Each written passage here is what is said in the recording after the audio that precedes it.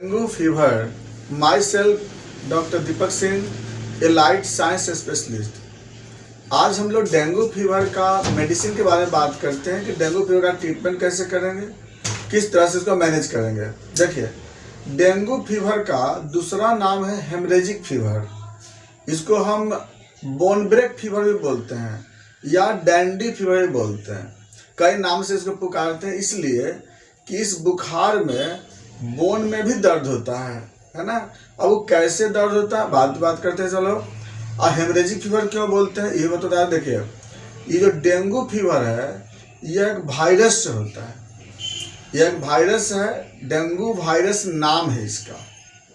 यह वायरस हमारे बॉडी में एडिस एजिप्ट मस्क्यूटो या female Culex mosquito, female Aedes Egypt या फीमेल क्यूलेक्स मस्क्यूटो के बाइट करने से मेरे बॉडी में ये फैलता आता है।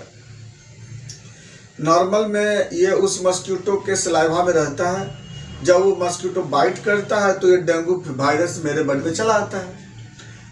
यह वायरस मेरे बॉडी में आने के बाद ये अटैक करता है बोन मैरो पर। जानते होंगे ना, बोन के अंदर जहाँ से ब्लड बनता है, जो ब्लड जो बनता है वह बोन मैरो से बनता है ब्लड।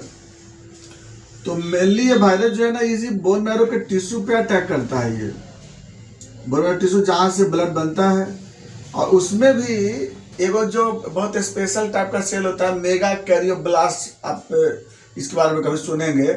मेगा कैरियोब्लास्ट से प्लेटलेट बनता है ना। इसी में बोन मैरो में ही मेगा कैरियोब्लास्ट से होता है ना, इसी से प्लेटलेट बनता है। तो इसी पे वायरस अटैक करता है, जिससे प्लेटलेट बनता है ना, उसी को डैमेज कर देता है। तो प्लेटलेट बनने वाले सेल को ही वायरस खराब कर देता है, और इसके साथ साथ बोन मैरो में इन्फ्लामेशन करता है। अब क्या होता है, ब्लड बनना दिक्कत हो ही जाएगा। प्लेटलेट का दिक्कत सबसे पहले होगा। प्लेटलेट की कमी होने से सेरोटोनिन घटेगा, सेरोटोनिन घटने से बीपी डाउन हो जाएगा। अब बीपी डाउन होगा तब बॉडी में प्रॉपर सर्कुलेशन नहीं हो पाएगी। तो मरीज को क्या होगा, इसमें अब सिम्टम आना स्टार्ट हो जाएगा। सिम्टम में क्या होगा, जब बीपी डाउन होगा तो वीकनेस आवेगा, कमजोरी होगा, फीवर जब आवेगा तो फीवर के समय बोन में काफ़ी पेन होता है, हड्डी में दर्द होता है। इसके बाद आँख में जलन होता है, इसमें आपको वोमिटिंग होते हैं, इसमें हेडेक भी होते रहता है, फेंटनेस फीलिंग होता है, और इसके साथ साथ जीआईटी का कुछ सिम्टम भी आने लगते हैं। तो ये तो आपको सिम्टम होता है। जब आप इसको देखिएगा तो इसमें स्किन पर आपको परप्यूरा जैसा अपीयरेंस मिलेंगे। और जरा सा अगर इलाज नहीं किया गया या मैनेज नहीं किया गया तो इसमें आपका प्लेटलेट इतना घट जाता है कि प्लेटलेट नॉर्मल तो जानते हैं, नॉर्मल प्लेटलेट आप जानते होंगे कि 1.5 से 4 लाख पर क्यूबिक mm होता है। इसका प्लेटलेट इतना घट जाता है कि बॉडी में जगह जगह से ब्लीडिंग होने लगते हैं। इसलिए इसको हेमरेजिक फीवर भी कहते हैं ना। नोज से होगा तो एपिस्टैक्सिस होने लगेंगे, हेमेटोमेसिस होते हैं जो जीआईटी से होने लगते हैं, या फिर आपको मलेना हो सकता है, हेमेटोकेजिया रेक्टम से हो सकता है। तो यानी कि कई जगह से आपका ब्लीडिंग हो सकता है। बीपी डाउन हो सकता है, आपको डेंगू शॉक हो सकते हैं। ऐसे अनेकों तरह का कॉम्प्लिकेशन आता है। खैर, पता कैसे लगाएंगे? आपको तो अभी जो सीजन चलता है, आपको अगस्त से लेकर के और नवंबर तक में ये बुखार आपको जब होता है या ज़्यादा कमजोरी होता है तो आप सोचते हो कि लगता है कहीं डेंगू तो नहीं हो गया है। तो ये जो सीजन होता है इसमें आपको डेंगू फीवर होने की चांसेस होते हैं। सिम्टम से तो उतना पता चलेगा नहीं आपको। तो आपको क्या करिएगा, आप तो लैब टेस्ट कराना ही पड़ेगा इसमें। तो जब लैब में जाँच कराते हैं तो इसमें लोग क्या क्या जाँच कराते हैं, तो इसमें हम लोग सबसे पहले कराते हैं, हम लोग CBC कराते हैं। CBC जब कराएंगे तो उसमें आपको रिपोर्ट में क्या क्या मिलेगा। सबसे पहले total platelet count. Total platelet count जो है आपको क्या मिलेगा, आपको डिक्रीज। आप देखना रेंज से नीचे मिलेगा आपको। टोटल प्लेटलेट काउंट रेंज से क्या हो जाएंगे, डिक्रीज मिलेंगे। Number 2, total leucocyte count.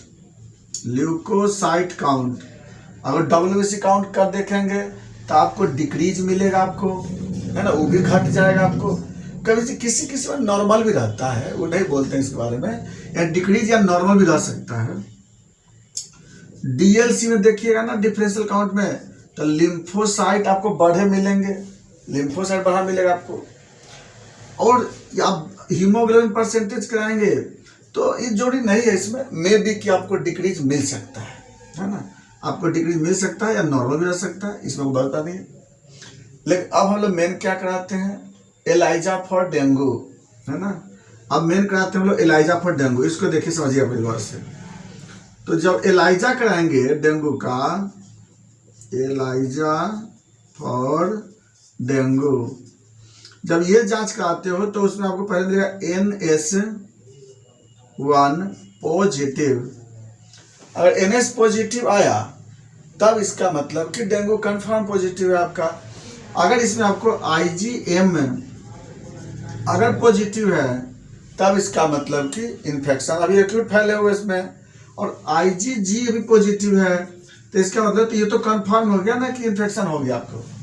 लेकिन अगर बाय द वे इसमें भी कई तरह की बात होती है, अगर IgG अगर निगेटिव आता है तो IgM पॉजिटिव, इसका मतलब सडन अभी इन्फेक्शन हुई है अभी, है ना। और IgM निगेटिव है, IgG पॉजिटिव है, इसका मतलब कि इन्फेक्शन पहले का है। तो ये सब पहले पता करना होता है। कई तरह की आपको रिपोर्ट मिलेगा, कंट्रोवर्सी कर सकते हैं। अगर इसमें कोई कंट्रोवर्सी हो तो हमसे आप बात कर सकते हैं। इसमें हम लोग इसके बात करते हैं, मेन पॉइंट पे आ रहे हैं कि अगर डेंगू पॉजिटिव आया है तो हमें इलाज क्या करना चाहिए। देखिए, सबसे पहला काम तो प्लेटलेट काउंट को बढ़ाना बहुत जरूरी है। जैसे बढ़ावे तो मान ली प्लेटलेट की क्राइसिस अगर हो गया है तब उस केस में हम लोग प्लेटलेट ट्रांसफ्यूज भी कराना पड़ता है। लेकिन 50,000 से नीचे आने पे ही प्लेटलेट ट्रांसफ्यूज करने की नौबत पड़ती है, उससे उतर नहीं। तो पहले हम लोग प्लेटलेट पहला मेजरमेंट वही करते हैं। प्लेटलेट बढ़ाने के बाद क्या करेंगे हम लोग, इलेक्ट्रल पाउडर प्रॉपर देते हैं। इलेक्ट्रल पाउडर से फायदा क्या होगा कि पहला तो वीकनेस दूर हो जाएंगे, दूसरा कि इलेक्ट्रल पाउडर में सोडियम है, सोडियम प्लेटलेट काउंट को बढ़ाता है, ये बात याद रखना होगा इसमें। तो हम लोग इलेक्ट्रल पाउडर को जरूर देते हैं और इससे आपका कई फायदे मिलेंगे आपको। इलेक्ट्रल पाउडर के बाद हम लोग सेकेंड पे NS का इन्फ्यूजन कर सकते हो, नॉर्मल सलाइन का इन्फ्यूजन करते हैं, क्योंकि नॉर्मल सलाइन से फिर वही बात है ना, एक तो BP भी आपका मेंटेन होगा और दूसरा आपका क्या होगा कि जो सोडियम होता है उससे प्लेटलेट काउंट स्टिमुलेट होते हैं। तो इसके साथ साथ आप और भी जो घरेलू उपाय होते हैं बहुत सारे, आप उसको कर सकते हो। नॉर्मल मैनेजमेंट में यही करते हैं। फीवर अगर है तो फीवर को डाउन करने के लिए हम लोग जो नॉर्मल एंटीबायोटिक ड्रग्स होता है उसको चलाते हैं। हम लोग बात करते हैं यहाँ पर होम्योपैथी मेडिसिन में सबसे बेस्ट मेडिसिन है नंबर 1 करिका पपाया मदर टिंचर में 10 बूंद 3 बार आधे कप पानी में रख के पीते हैं। नंबर 2 यूपेटोरियम 200 में 5 बूंद 3 बार, इसको हम लोग ये भी हम लोग आधे कप पानी में रख के इसको पीते हैं। इसके बाद अगर फीवर और ज़्यादा अगर ज़्यादा हो रही है तब उस केस में हम लोग पायरोजिनम दे सकते हैं और बप्टिसिया क्यों दे सकते हैं, क्योंकि डेंगू के साथ साथ दूसरा इन्फेक्शन होने के भी चांस ज़्यादा रहता है, जैसे टाइफाइड फीवर। तो वहाँ पे हम लोग अगर इसको हम लोग देते हैं साथ में तो हमें ज़्यादा बेनिफिट होगी। नंबर 3 में अगला मेडिसिन क्या करते हैं हम लोग, अगला जलसेमियम। जलसेमियम जो होता है इसको 30 पावर में दिन भर में 3 बार यूज करते हैं। अगला मेडिसिन आता है नेट्राम्यूट 3x।